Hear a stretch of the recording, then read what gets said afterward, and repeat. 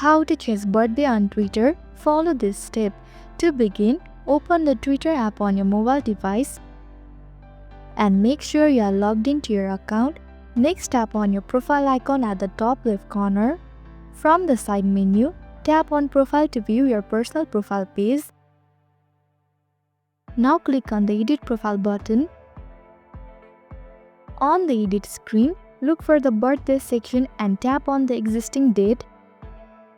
Again, tap on your current date of birth and click on Edit to make changes to your birth date. After that, use the slider to select your new birth date. Once you are done, tap Continue to proceed to the next step. Lastly, click on the Save button at the top right corner of the screen. Finally, you will see a confirmation message. Hit Confirm to apply the changes. And that's it. Your birth date is now successfully updated on Twitter.